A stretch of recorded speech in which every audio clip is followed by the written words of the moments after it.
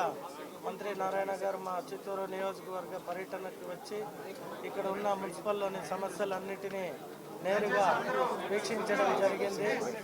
మేము ఎక్కడైతే సంతపేటలో చెత్త ఎక్కువగా దగ్గర 40-50 సంవత్సరాలుగా పేరుకోపోయిన దాన్ని మొత్తం కూడా క్లియరెన్స్ చేయడం జరిగింది.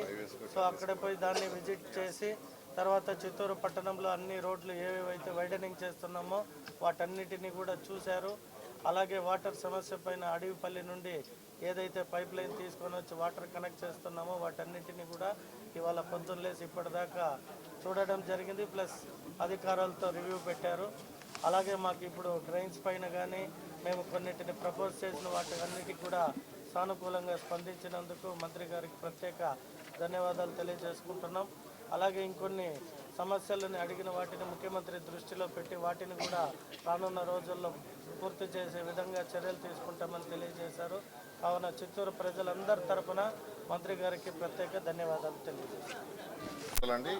ఈరోజు చిత్తూరు మున్సిపాలిటీలో కొన్ని ఏరియాలు అటు శాసనసభ్యులతో ప్రజాప్రతినిధులతో అదేవిధంగా కలెక్టర్ గారు అధికారులతో తిరగడం జరిగింది.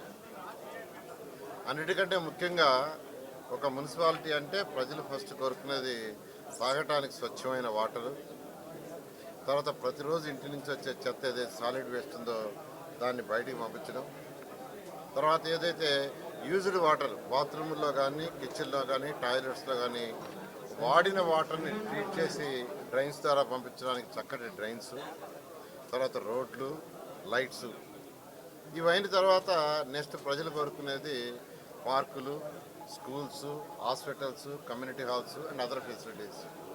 అయితే ఈ ప్రభుత్వం వచ్చిన తర్వాత హై ప్రయారిటీ, ఫస్ట్ ప్రయారిటీ ఈరోజు డ్రింకింగ్ వాటర్కి ఇచ్చింది.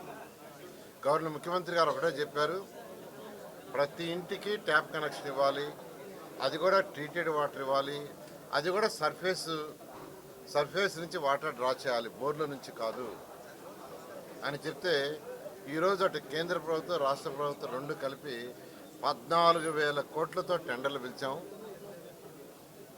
అవన్నీ గ్రౌండ్ అయిపోయినాయి. ఈరోజు సర్వేలు చేస్తున్నారు.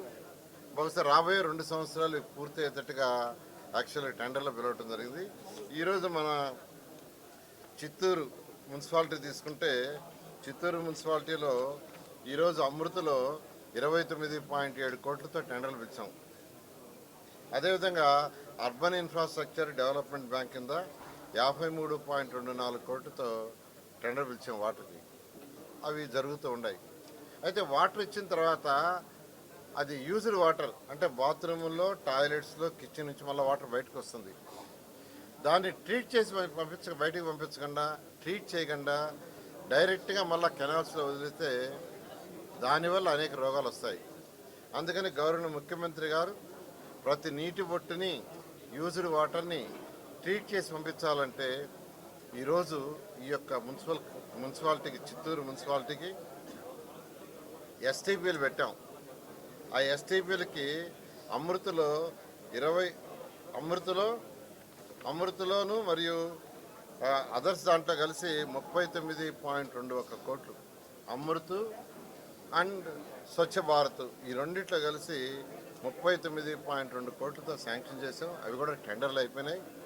వాటిని కూడా వర్క్ టేకప్ చేశారు. అవి కూడా కావాలంటే 2 years పడుతుంది. అయితే ఇందులో ఒక ప్రాబ్లం ఏంటంటే ఎస్టీపీలు పెట్టడానికి ల్యాండ్ లేదు. నేను కలెక్టర్ గారిని రిక్వెస్ట్ చేశాను. వారు కూడా నేను వీలైన తొందరలో ల్యాండ్ని ఇమీడియట్గా పబ్లిక్ హెల్త్ వాళ్ళకి హ్యాండ్ ఓవర్ చేస్తా ఉన్నారు. అది హ్యాండ్ ఓవర్ చేయగానే ఇమీడియట్గా దాన్ని కూడా టేకప్ చేస్తారు. అయితే వీటన్నిటికంటే ముఖ్యంగా డ్రైన్స్, కచ్చా డ్రైన్స్ ఉన్నాయి, ఇల్లు కట్టేసి ఉన్నాయి. 4 అంతస్తులు, 5 అంతస్తులు, 8 అంతస్తులు అపార్ట్మెంట్ కట్టారు. దాని పక్కనే ఉన్నాయంటే కచ్చా డ్రైన్స్. అంటే మన యూజ్డ్ వాటర్ ఏదైతే ఉందో ఆ డ్రైన్స్ కింద పోతుంది. వర్షాలు వస్తే నీళ్ళన్నీ ఆ డ్రైన్స్ రోడ్డు మీద పడ్డాయని ఆ డ్రైన్స్ కింద. అయితే ఈ కచ్చా డ్రైన్స్ అనేవి పర్ఫెక్ట్గా చేయాలంటే అధికారులను ఆదేశించే ఎస్టిమేషన్ ఏమంటే 29,000 కోట్ల రూపాయలు ఇస్తారు. అయితే ఈరోజు 29,000 కోట్లు పెట్టే పరిస్థితులు లేం కాబట్టి దాన్ని ఫేజ్ 1, ఫేజ్ 2, ఫేజ్ 3 అని హై డెన్సిటీ ఎక్కడైతే ఎక్కువ ఇళ్ళు కట్టేసి ఉంటారో ఆ ఏరియా, హై డెన్సిటీ ఏరియాలో వేయటానికి ఎంత కావాలి, మీడియం డెన్సిటీ హౌసెస్ ఉండే దగ్గర ఎంత కావాలి, లో డెన్సిటీ ఉండేది ఎంత కావాలని అసెస్యం అధికారులు చెప్తే 5,000 కోట్ల రూపాయలు హై డెన్సిటీ ఇల్లు ఉండేదిరా డ్రైన్స్ కట్టడానికి కావాలి, మీడియం డెన్సిటీ హౌసెస్ కట్టిన దగ్గర 4,000 కోట్లు కావాలని, లో డెన్సిటీకి 20,000 కావాలంటే గవర్నర్ ముఖ్యమంత్రి గారు ఫస్ట్ హై డెన్సిటీ మీ డెన్సిటీకి చేయమన్నారు. దానికి 9,000 కోట్ల రూపాయలు అవుతుంది. దానికి యాన్యుటీ మోడల్లో పోవటానికి గవర్నర్ ముఖ్యమంత్రి గారు యాక్సెప్ట్ చేశారు. కొంత యాన్యుటీలోను కొంత యుఐడిఎఫ్లో రెండింటిలో కలిపి చేయడానికి నిర్ణయించాం. అయితే శాచ్యురేషన్లో అంటే high density medium density house ఉండే దగ్గర పూర్తిగా చేయాలని రాష్ట్రంలో ప్రణాళిక చేసి అధికారులు దాని మీద కన్సల్టెంట్ పెట్టి వర్క్ చేశారు. ఈ యొక్క చిత్తూరు మున్సిపాలిటీలో తీసుకుంటే 82 కోట్లు కావాల్సి వస్తుంది. 82 కోట్లు అయితే థిక్ పాపులేషను అదే మీడియం పాపులేషన్ ఉండే ఏరియా మొత్తం కంప్లీట్గా డ్రైన్స్ పూర్తవుతాయి. అధికారులు ఎస్టిమేషన్స్ చేయించారు. అయితే దాన్ని ఎమ్మెల్యే గారికి ఒకసారి చూపించమన్నాను. ఏమన్నా 1-2 యాడ్ చేయాల్సిన తీసేయాల్సిన వారు సజెస్ట్ చేస్తే దాన్ని కూడా యాడ్ చేసి చేస్తామని ఈ సందర్భంగా తెలియజేస్తున్నాను. అదేవిధంగా గత ప్రభుత్వం చెత్త పని వేసింది, కానీ చెత్తని కుప్పలుగా వదిలేసిపోయింది. కుప్పలుగా 2024 అక్టోబర్ 2వ తేదీ గవర్నర్ ముఖ్యమంత్రి గారు మచిలీపట్నంలో స్వచ్ఛాంధ్ర చేస్తూ కార్యక్రమం. ఎంత చెత్త మిగిలిపోయిందంటే గ్రౌండ్ లెవెల్ పైన 85 లక్షలు అని చెప్పాము. 1 ఇయర్లో పూర్తి చేయాలంటే 2025 అక్టోబర్ 2కి అధికారులు పూర్తి చేశారు. అయితే గ్రౌండ్ లెవెల్ కంటే కింద ఉంది. కొన్ని దగ్గర 7 మీటర్లు 5 మీటర్లు 6 మీటర్లు. అదంతా ఎస్టిమేట్ చేయమంటే ఇంతవరకు 153 లక్షలు ఎస్టిమేట్ చేశారు. దానికి కూడా టెండర్లు పిలిచారు. రాబోయే 2 నెలల్లో పూర్తవుతుంది. ఈ మున్సిపాలిటీలో ఇంతవరకు 2,50,000 పూర్తి చేశారు. మరొక 60,000 ఉంది. రాబోయే 2 నెలల్లో పూర్తి చేయమని యాక్చువల్గా అధికారులకు ఆదేశించాం. అది కూడా పూర్తి చేస్తారు. అయితే అది పూర్తి అయిన తర్వాత నెక్స్ట్ ఏంది? ప్రతిరోజు చెత్త వస్తుంటుంది. దాన్ని ప్రాసెస్ చేసి బయటికి పంపించుకుంటే మళ్ళీ అది పేరుకోబోతుంది. అందుకని ఒక ప్రాసెసింగ్ యూనిట్ని 10 కోట్లతో శాంక్షన్ చేసాం. దాన్ని కూడా ఒక 60 రోజులు ఎస్టాబ్లిష్ చేస్తున్నారు. ఎస్టాబ్లిష్ చేస్తే ఆ వచ్చిన చెత్తను ఏ రోజుకి ఆ రోజు ప్రాసెస్ చేసి బయటికి పంపించి గత ప్రభుత్వం చేసినట్టుగా చెత్త దెబ్బలు లేకుండా చేయడం. ఈరోజు రాష్ట్రంలో 123 మున్సిపాలిటీస్లో పెంచాం. అన్నిట్లోనూ ప్రాసెస్ జరుగుతుంది. రాబోయే 2 monthsలో ఇది కంప్లీట్ అవుతుంది. అయితే పర్మనెంట్ సొల్యూషను ఈరోజు డెవలప్డ్ కంట్రీస్ చేస్తున్న సొల్యూషన్ ఏంటంటే waste energy plant, power plants. 2014-19లోనే గవర్నర్ ముఖ్యమంత్రి గారు లాంగ్ విజన్తో 10 ప్లాంట్లు శాంక్షన్ చేస్తే వేస్ట్ ఎనర్జీ గత ప్రభుత్వం అడ్వాన్స్గా ఉన్న 2 ప్లాంట్లు విశాఖపట్నం, గుంటూరు నుంచి మిగతా క్యాన్సిల్ చేసింది.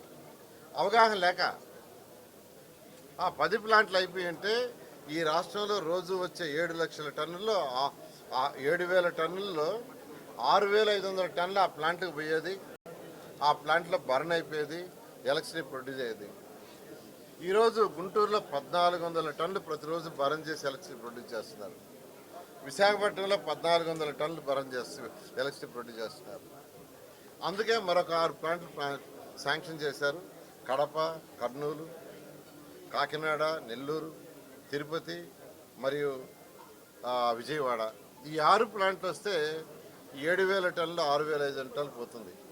మీకు కూడా తిరుపతి ప్లాంట్ వస్తే మీ యొక్క చెత్త కూడా ప్రతిరోజు ఒక 30-40 టన్స్ కెపాసిటీ ఉండే కాంపాక్టర్లు తీసుకుంటే ఎలక్ట్రికల్ కాంపాక్టర్స్ దాంట్లో పంపించేస్తే ఖర్చు తక్కువ అవుతుంది. మీకు డంప్ యార్డ్ కూడా ఉండదు. అదేవిధంగా తిరుపతి ప్లాంట్ ప్లాన్ చేసాం. తిరుపతి ప్లాంట్లో దాని సరౌండింగ్స్లో ఉండే 100 కిలోమీటర్ రేడియస్లో ఉండే అన్ని మున్సిపాలిటీస్ నుంచి చెత్త తీసుకొచ్చి అక్కడ వేసే విధంగా చేసాం. ఈ విధంగా గత ప్రభుత్వం క్యాన్సిల్ చేసినా మళ్ళీ ఈ ప్రభుత్వం యాక్చువల్గా వాటిని టేకప్ చేయడం జరిగింది. ఈ విధంగా ఈరోజు అదేవిధంగా ఎల్ఈడి లైట్స్ కూడా 2014-19లో ఈఎల్ఎస్ వాళ్ళతో టైప్ పెట్టుకున్నాం. 7 సంవత్సరాలు అగ్రిమెంట్. పాప మనకు డబ్బులు ఇలా గత ప్రభుత్వం. ఈ ప్రభుత్వం వచ్చిన తర్వాత ముఖ్యమంత్రి దగ్గరికి వస్తే ముఖ్యమంత్రి గారు డబ్బులు రిలీజ్ చేయించారు. మొన్న ఈ మధ్య వాళ్ళతో టైఅప్ అయ్యాం. 10 లక్షల లైట్స్, ఉన్న లైట్స్ మార్చేటట్టుగా, అంటే ఉన్న ఇల్యూమినేషన్ కంటే 25% పెరిగేటట్టుగా అయ్యే ఖర్చు కంటే ఒక 25% ఖర్చు తగ్గేటట్టుగా 7 సంవత్సరాలకు అగ్రిమెంట్ చేశాం. వాళ్ళు రేపు జూన్ నుంచి స్టార్ట్ చేసి డిసెంబర్ లోపల ఆ లైట్లన్నీ మారుస్తారు. ఈ యొక్క చిత్తూరు మున్సిపాలిటీలో కూడా వాటిని కూడా చేయటం జరుగుతుందని తెలియజేస్తూ నేను చిత్తూరు ప్రజలందరికీ ఒకటే రిక్వెస్ట్ చేశాను. చిత్తూరు మున్సిపాలిటీలో ప్రజలందరికీ మీకు మంచి ఫెసిలిటీస్ ఇవ్వాలంటే చక్కటి వాటరు, డైలీ స్వీపింగ్ కానీ, సాలిడ్ వేస్ట్ క్లీన్ చేయటం కానీ, యూజ్డ్ వాటర్ బయటికి పంపించడం కానీ, పార్కులు కానీ, కమ్యూనిటీ హాల్స్ కానీ, బస్ స్టాండ్లు కానీ, రోడ్లు బయట ఇవన్నీ చేయాలంటే మీరందరూ సహకరించాలి. మీరు ప్రభుత్వానికి కట్టాల్సిన ట్యాక్స్ కట్టండి.